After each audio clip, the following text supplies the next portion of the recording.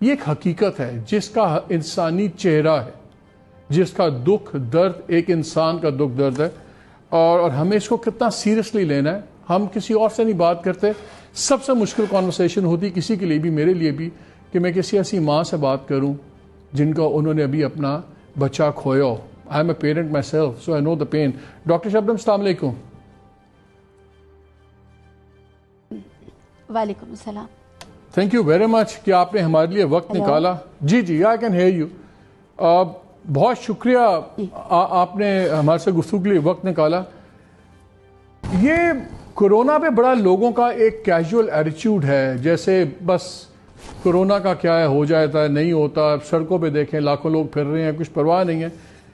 بطور doctor and بطور ماں تو ہمارے سے شیئر کریں کہ یہ جو چیز آپ کے ساتھ ہوئی ہے اور بہت سی اور ماؤں کے ساتھ ہو چکی ہے، اور خطرہ ہے کہ آنے والے دنوں میں بہت سے ایسے واقعات ہوں گے، اس پہ کچھ کہنا چاہیں گی ہمیں آپ؟ جی بسم اللہ الرحمن الرحیم. میرا نام ڈاکٹر شبنم طاہر ہے اور میں گائنی میں ایسوسیٹ پروفیسر ہوں لاہور میں ایک نجی ہاسپٹل میں. میرے لیے بہت مشکل تھا. ابھی پرسوں میرے بیٹے کی ڈیتھ ہوئی ہے، کل میرے بیٹے کی ڈیتھ ہوئی ہے، اور آج میرے لیے اس طرح دوسروں کو فیس کرنا از ویری ڈیفیکلٹ. لیکن میں سمجھتی ہوں بینگ اے ہیلتھ پروفیشنل کہ اس ٹائم پہ اگر میری کوئی بات دوسروں تک پہنچ جائے تو ہو سکتا ہے کہ جو میرے ساتھ ہوا ہے وہ شاید دوسروں کے ساتھ نہ ہو. میں ایز اے مدر اور ایز اے ہیلتھ پروفیشنل دونوں چیزیں اپنے ایک ہفتے کا جو ایکسپیرینس ہے میں وہ چاہوں گی کہ میں آپ کو مختصراً آپ کو بیان کر سکوں، اور اس کے بعد جو کنکلیوژن میں نے اس سے نکالا ہے وہ شاید دوسروں کے کام آ سکے. پہلی بات تو یہ ہے کہ میرا بیٹا سلمان طاہر، جس کی عمر 21 سال اور چند مہینے تھی، وہ بالکل صحت مند بچہ تھا. اس میں کسی قسم کا رسک فیکٹر موجود نہیں تھا، جو کہ ایک عام مت ہے کہ کرونا ان لوگوں کو افیکٹ کرتا ہے جو ڈائبیٹک ہوتے ہیں، جن کو کینسر کا مرض ہوتا ہے، یا جن کو آلریڈی کوئی ایسی سکنس چل رہی ہوتی ہے. تو سلمان طاہر آپ نے دیکھا ہوگا فیس بک پہ بھی، بہت ہی ایک ورسٹائل قسم کا بچہ تھا. پڑھائی میں بھی بہت اچھا تھا اور اس کے ساتھ دنیا کی ہر ایکٹیویٹی میں حصہ لیتا تھا. وہ سپورٹس میں بھی آگے تھا. وہ باقی دنیا کے بچوں کی طرح کھیل کود، بھاگ دوڑ، ہنسی مذاق، ہر چیز میں اس کے بہت سارے خواب تھے. وہ اینستھیٹسٹ بننا چاہتا تھا، وہ باہر جانا چاہتا تھا، وہ لونگ تھا، وہ کیئرنگ تھا. تو ہوا کیا میرا بچہ تو ہم تو لاک ڈاؤن میں تھے and we were strictly following the lockdowns. میرا بیٹا 4th ایئر کا اسٹوڈنٹ ہے اور کالج بند ہے، سو ہی واز ایٹ ہوم، گھر پہ تھا. اس پورے لاک ڈاؤن کے دوران اس کی سکنس سے ہو سکتا ہے چند دن پہلے افطار کے بعد ونس اور ٹوائس میں بھی وہ باہر گیا ہو کہ لاک ڈاؤن میں بچہ بہت تنگ ہو گیا ہے. لیکن میں نے اس سے انکوائر کیا ہے کہ اپنی گاڑی میں اور اپنی 1-2 فرینڈس کے ساتھ، اور کسی سے ایسی اس کی میٹنگ نہیں ہوئی جس کو کف ہو، کھانسی ہو، یا اس کو کوئی کانٹیکٹ کا اس کو ہو. اور باقی گھر آ کے ہینڈ واشنگ اینڈ اسٹرلائزیشن، ہر چیز جیسے ہم نے بچوں کو سکھائی ہوئی ہے، he was following because he himself was a medical student. Eid, میرا بیٹا چاند رات کو عید اناؤنس ہونے کے بعد میرا بیٹا چاند رات منانے کے لیے کہ میں نے 2 گھنٹے کے لیے اپنے فرینڈس کے ساتھ ہی وینٹ آؤٹ، اور 2 گھنٹے کے بعد گھر واپس آ گیا. چاند رات تک میرے بیٹے میں کوئی سمٹمز نہیں تھے. اس کو کوئی فیور، کاف، فلو، ناتھنگ، اس کو کچھ بھی نہیں تھا. عید کی صبح وہ نہیں اٹھا یا لیٹ اٹھا. انکوائر کرنے پہ اس نے کہا کہ مجھے ہیڈ ایک ہو رہا ہے، مجھے فرنٹل ہیڈ ایک ہو رہا ہے. تو اس کو جو ہے وہ ہیڈ ایک بڑی کامن سی چیز ہے، کوئی اور میں نے پوچھا پرابلم نہیں ہے، تو پیناڈول دے دی گئی. 2-4 گھنٹے کے بعد ہی سیٹ کہ میرا فرنٹل ہیڈ ایک نہیں سیٹل ہو رہا، تو میں نے ایک بروفن کی ٹیبلٹ اس کو دے دی. کچھ تھوڑا سا کھانے کو لیا اور اس کے بعد وہ سارا دن سوتا رہا. شام کو میں نے پھر پوچھا تو اس نے کہا مجھے صرف ہیڈ ایک ہو رہا ہے. میں نے احتیاطی طور پہ ٹیمپریچر چیک کیا تو 99 ٹیمپریچر تھا. میں اس چیز سے تھوڑا سا ورڈ ہو گئی کہ اس کو ٹیمپریچر ہے، تو میں نے اس کو ایک کمرے میں آئسولیٹ کر دیا، اور خود ایز اے مدر، کیونکہ عید کا ڈے تھا اور اتنا جلدی 99 فیور اور ہیڈ ایک پہ میں اس کو کہیں پہ اس طرح لے جا نہیں سکتی تھی، میں اس کو خود آبزرو کر رہی تھی۔ نیکسٹ جو 24 آور ہے عید اور عید سے اگلا دن، وہ گھر پہ ہی تھا، اور اس کی صرف ایک ہی کمپلینٹ تھی کہ مجھے فرنٹل ہیڈ ایک ہے، اور اس کے ساتھ اس کو فیور 100 اینڈ 101 تک ہو گیا، اور اس کی نیک سٹفنس سٹارٹ ہو گئی، یعنی اس کی گردن میں سٹفنس آ گئی، اکڑنا شروع ہو گیا۔ ہماری میڈیکل ٹرمینالوجی میں اگر یہ 3 چیزیں ساتھ ہوں تو ہمارا پہلا ڈاؤٹ جو ہے وہ گردن توڑ بخار کی طرف جاتا ہے۔ تو میں اور میرے ہسبینڈ جو پیڈیٹیشین ہے، وی تھاٹ کہ کہیں یہ ایسا تو نہیں ہے کہ میننجائٹس ڈیولپ ہو رہا ہے اس کو، لیکن اس کو کوئی وامٹنگ الٹی نہیں تھی، ادروائز ہی واز اوکے، اور بیچ بیچ میں سے کچھ کھا بھی لیتا تھا۔ سو وی تھاٹ کہ تھوڑا سا اور آبزرو کر لیتے ہیں ہم اس کو پیناڈول دیتے رہے، لیکن keeping in mind the suspicion of Covid infection, ہم نے اس کو ایک کمرے میں آئسولیٹ کر دیا، اور اس کو میں اٹینڈ کرتی تھی with all the precautionary measures. Next day after 24 hour we consulted the physician نے کہا کہ یہ سارے سمٹمز میننجائٹس کے ہیں، گردن توڑ بخار کے ہیں، تو آپ انویسٹیگیشنز بھجوا دیے۔ ہم نے گھر پہ ہی چغتائی لیب کے بلوایا، بچے کا سیمپل لیے، سمپل جو بیس لائن انویسٹیگیشنز ہیں، اور 2-4 گھنٹے میں رپورٹس آ گئیں جس میں کنفرم ہوا کہ اس کو اکارڈنگ ٹو رپورٹس اس کو بیکٹیریل میننجائٹس کی پکچر لگ رہی ہے، کیونکہ ہیڈ ایک ہے، نیک سٹفنس ہے اور فیور ہے۔ اس کے علاوہ کوئی نزلہ، زکام، کھانسی، باڈی ایکس پینس جو روٹین میں کرونا کے سمٹمز جانے جاتے ہیں، ایسا کچھ نہیں تھا۔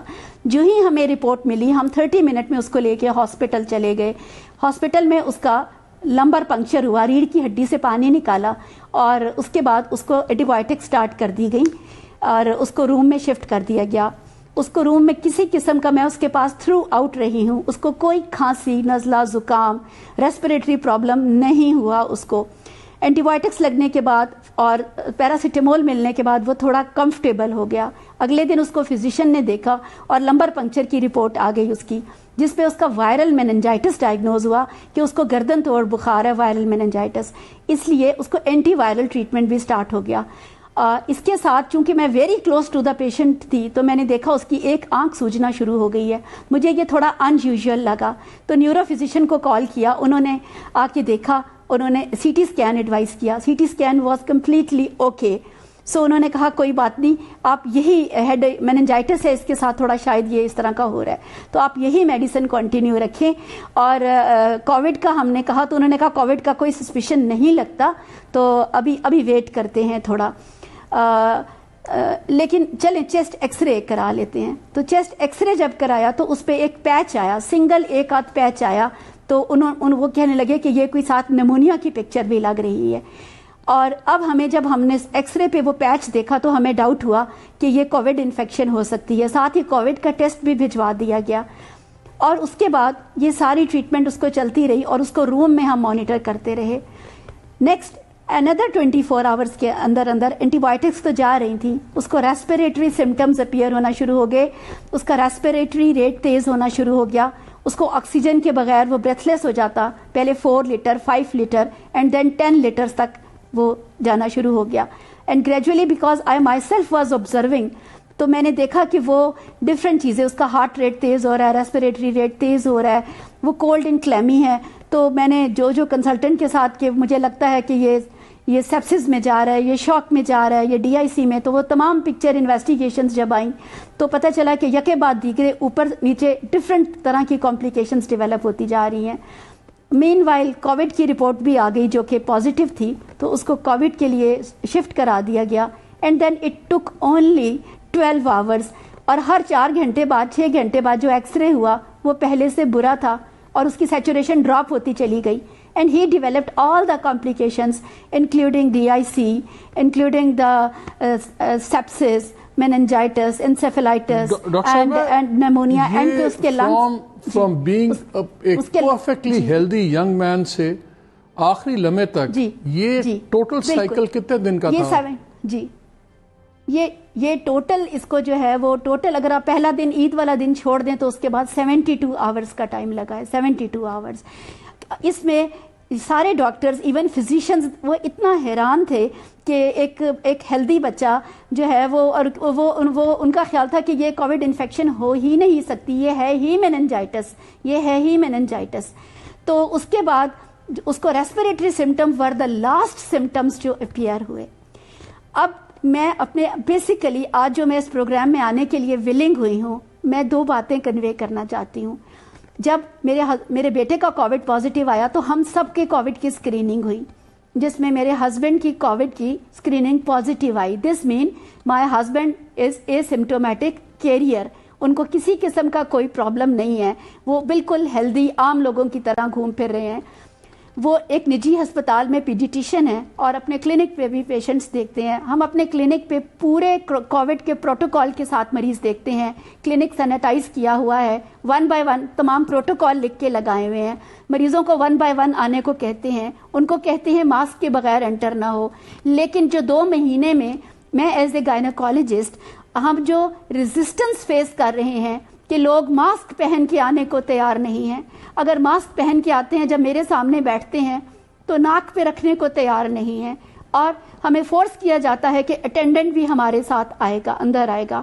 और इसके अलावा जो है डिस्टेंस रखने पर भी कोई जो है वो राजी नहीं है। अगर उनसे कहो अपनी गाड़ियों में वेट करें और 1 बाय 1 आए, कोई भी इन चीज़ों को फॉलो करने को तैयार नहीं है। अब मेरे बेटे को कोविड इन्फेक्शन कहाँ से लगी, इसके सिर्फ 2 ही सोर्सेज हैं। एक 2 दफ़ा जो इस पूरे लॉकडाउन में फॉर 1 घंटे 30 मिनट के लिए वो बाहर निकला, मुझे नहीं पता उसमें मैं भी, लेकिन जाहिर है कि इंक्यूबेशन पीरियड इसका 2 to 5 to 14 डेज है, तो कोई उससे पहले कोई बहुत ज़्यादा उसकी कहीं हिस्ट्री नहीं है। तो मुझे लगता है कि हम बीइंग ए डॉक्टर, हम इन स्पाइट ऑफ टेकिंग हम सारे प्रिकॉशंस ले रहे थे, बट समवेयर कहीं तो कुछ हुआ है कि हम as a asymptomatic career we came in our home. बच्चों को लॉकडाउन में रखा हुआ है एंड किसी बच्चे ने हमसे इन्फेक्शन कन्वे की और उसको कोविड इन्फेक्शन हो गई। मेरे बच्चे में कोई रिस्क फैक्टर मौजूद नहीं था। अब मैं इस बिहाफ पे कुछ बातें कन्वे करना चाहती हूँ, कुछ मिथ्स दूर करना चाहती हूँ। प्लीज़ इसको ओल्ड एज की बीमारी मत तस्वर कीजिए कि ये सिर्फ 50 साल से ऊपर के लोगों को होगा।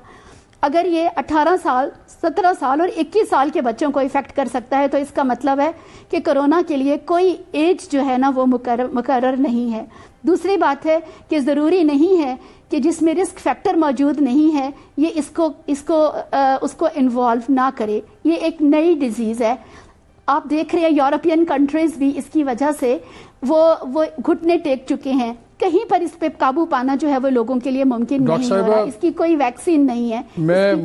मेरे पास अल्फाज नहीं है कि मैं अपने दुख का इजहार कर सकूं। मुझे पता आप क्या विद इन 76 घंटे में एक सेहतमंद खूबसूरत 21 साल का नौजवान आपका बेटा चला गया और उसके 24 घंटे के बाद आप बैठी हुई हैं और लोगों से बात कर रही हैं, समझा रही हैं। अल्लाह आपको और भी सब्र दे। और मैं यही बताना चाह रही हूँ कि प्लीज कोरोना को मैं जब पढ़ती हूँ कि कोरोना एक ड्रामा है, कोरोना के बदले पैसे मिलते हैं, मुझसे आज सब कुछ आप ले लीजिए, मेरा बेटा मुझे वापस कर दीजिए। मेरे पास जो कुछ है सब कुछ कोई ले ले, मेरा बेटा मुझे वापस कर दे, मेरा ख्वाब मुझे वापस कर दे। ऐसी बात नहीं है, ये मिथ है। और एक और बात जो बड़ी इम्पोर्टेंट है वो ये है कि लोग कहते हैं जो मरीज जाता है उसको कोरोना के खाते में डाल दिया जाता है। आजकल की पेंडेमिक को सामने रखते हुए please keep the index, suspicion of index को हाई रखें। मेरे बेटे में कोरोना को लास्ट पे रखा गया, वायरल मेनिंजाइटिस एंसेफेलाइटिस को नंबर 1 और 2 रखा गया। मैं कहती हूँ कोरोना को नंबर 1 रखिए, फिर मेनिंजाइटिस और फिर एंसेफेलाइटिस कीजिए। पहले दिन कोविड का टेस्ट भेजिए, फिर लंबर पंक्चर कीजिए, स्क्रीनिंग ज्यादा कीजिए। जो मरीज जिस कंप्लेंट के साथ आता है उसमें कोविड सस्पेक्ट कीजिए। तो ये वाली बात कि हर मरीज को कोरोना के खाते में डाल दिया जाता है, किसी के माथे पे नहीं लिखा हुआ कि उसको कोरोना है, हमें नहीं पता कौन एसिम्प्टोमेटिक कैरियर है। तो इसलिए जो मरीज जाए उसको कोरोना के खाते में डालना इसलिए जरूरी है कि कोई भी मरीज कोरोना का इस पेंडेमिक में हो सकता है।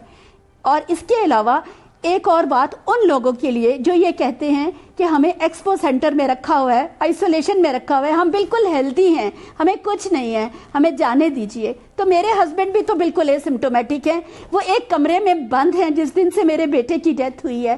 وہ ہم صرف فون پہ بات کرتے ہیں, ہم کھانا ان کے کمرے کے آگے رکھ دیتے ہیں, نہ وہ کمرے سے باہر آتے ہیں, نہ ہم بیٹے کی ڈیتھ کے باوجود ہم گلے مل کے رو نہیں سکے. ہم نے اپنے بیٹے کی بریل تمام کووڈ پروٹوکالز کے تھرو کی ہے ہم نے. تو میرے ہسبینڈ از ان آئسولیشن, جب تک ان کا ٹیسٹ نیگیٹو نہیں آتا نہ وہ ہم سے ملیں گے اور نہ ہی وہ اپنی ڈیوٹی جوائن کریں گے. میں اپنے بیٹے کے ساتھ بہت کلوز کانٹیکٹ میں رہی ہوں. میرا انیشیل ٹیسٹ نیگیٹو ہے, but I shall wait for another test کہ میں 10 ڈیز کے بعد اندر ٹیسٹ کراؤں. اگر میرا ٹیسٹ نیگیٹو ہوگا تو میں اپنی ڈیوٹی پہ کو جوائن کروں گی. تو ہم لوگ بینگ اے ہیلتھ پروفیشنل, ہم لوگ جو ہے, ہم دیکھیں میرا ٹیسٹ اگر نیگیٹو آتا ہے یا میرے ہسبینڈ کا, تو ہمیں پھر جانا ہے اور پھر کام کرنا ہے. جیسے جنگ میں کوئی سپاہی بارڈر نہیں چھوڑ سکتا, ہم بینگ اے ڈاکٹر اپنا کام نہیں چھوڑ سکتے. میرا بیٹا چلا گیا ہے تو کیا میں ڈاکٹری چھوڑ دوں گی؟ میں نہیں چھوڑوں گی, میں اپنا کام جاری رکھوں گی, میرے ہسبینڈ اپنا کام جاری رکھیں گے. تو لوگوں سے یہی کہنا ہے کہ ہم اپنا کام جاری رکھیں گے اب ان قربانیوں کے باوجود. لیکن پلیز خدا را آپ لوگ ان تمام پریکاشنز کو لیجئے جس سے ڈاکٹرز منیمل ایفیکٹ ہوں. آپ کلینکس میں جائیں, ہسپتالوں میں بچے مت لے کے جائیں. غیر ضروری بیماریوں کے ساتھ کرونک بیماریاں, اگر کسی کا 18 سال سے بچہ نہیں ہے تو کوئی فرق نہیں پڑے گا کہ آپ اگلے 6 مہینے ہسپتال نہ جائیں. میں پچھلے 2 مہینوں میں دیکھ رہی ہوں, منع کر رہی ہوں, میرے پاس انفرٹیلٹی کے مریض آ رہے ہیں کہ ہمارا 10 سال سے بچہ نہیں ہے اور ٹریٹمنٹ. تو میں سب کو کہہ رہی ہوں آپ 6 مہینے رک جائیں. آپ کولڈ ڈیزیزز کے لیے مت آئیں ہاسپٹل, صرف ایمرجنسیز کے لیے آئیں. پلیز بچوں کو ساتھ مت لائیں.